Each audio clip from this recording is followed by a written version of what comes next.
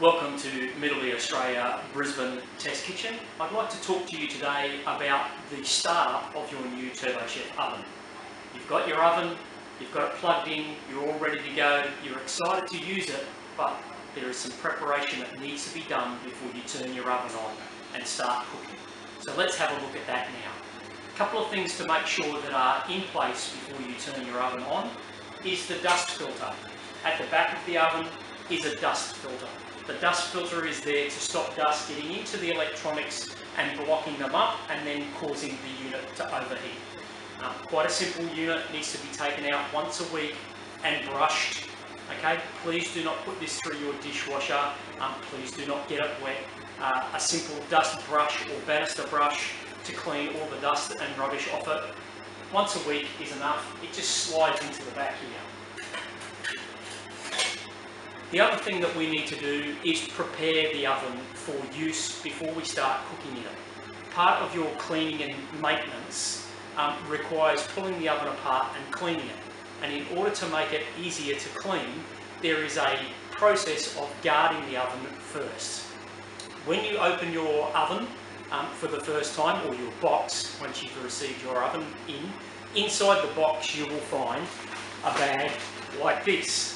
Inside this bag is a bottle of TurboChef Guard, a bottle of TurboChef Cleaner, some cleaning instructions, and your warranty activation sheet. Before you start using your oven, you need to pull it apart and guard it. Putting the guard on the oven through this spray bottle makes your oven easier to clean when it comes time to cleaning at the end of the day.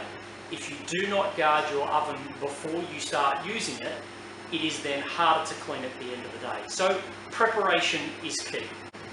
So you've got your bottle of TurboChef Guard and you're ready to start guarding your oven. So what's involved? These are the steps that you need to take. On the top and the bottom is a jet plate, and in the middle is a rack. The rack is on a sliding pivot to make the rack move backwards and forwards during the cooking process. In order to take this out, simply lift it off the pins at the back, slide it forward and remove the tray.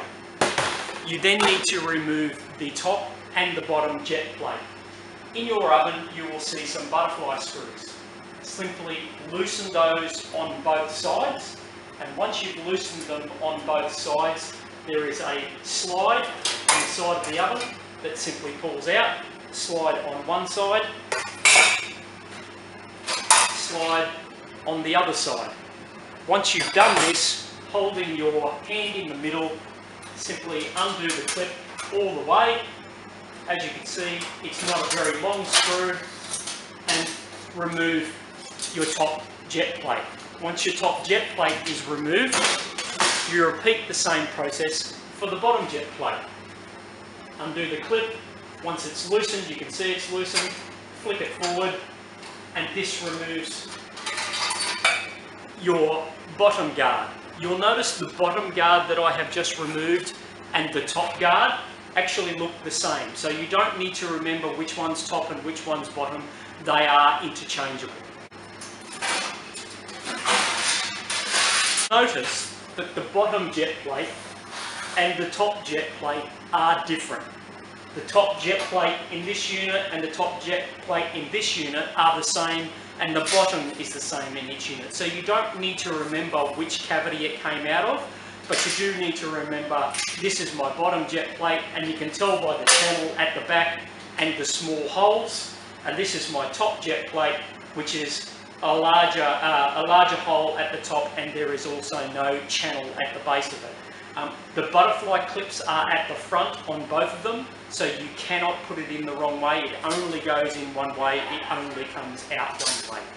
Once all of these have been removed, you can then remove the filter that is at the back. Simply lift up the filter at the back and slide it forward.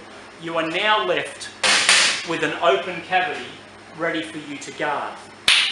In order to guard the inside of the oven, you simply need to spray your guard onto a cloth and wipe all of the metallic surfaces inside the oven. Do not spray chemical directly into the oven.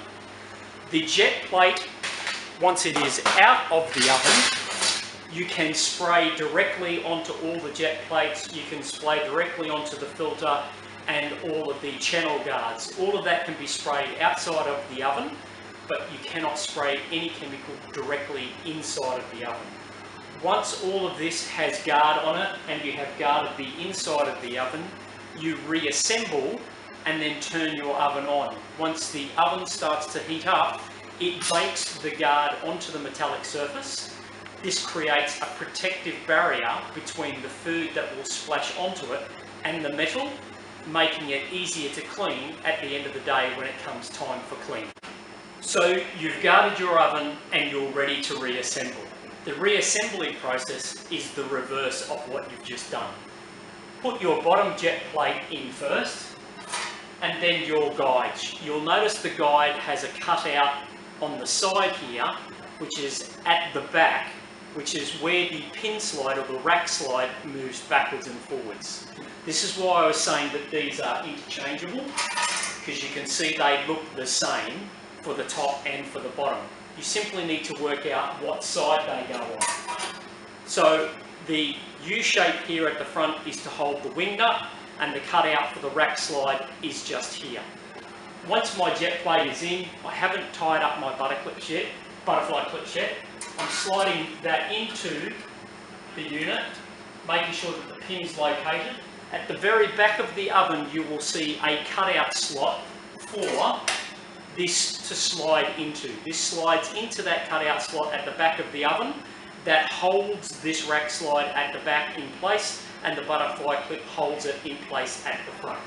So once I've done that, I line it up, I slide it into the hole, push it all the way back, and then using the butterfly clip, just screw it down. You don't need to over screw it, it just needs to be finger tight on both sides. So do the same on this side as well.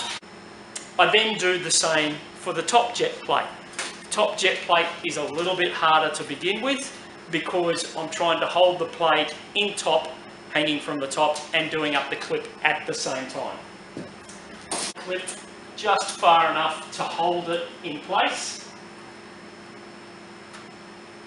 like so, and then using my guides, I'm then going to put these back in place to do up the clip as well.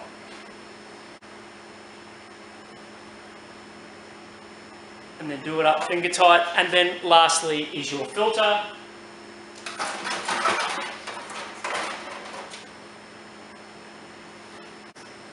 Now that your top plate and bottom jet plate and filter are in place, you can now put your rack back in. We've been talking before about the rack slide, moving this rack backwards and forwards.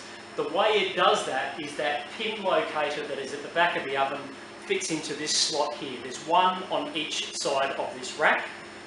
That pin slide, like the pin slide in the oven, is at the back, so the rack needs to go in with that at the back.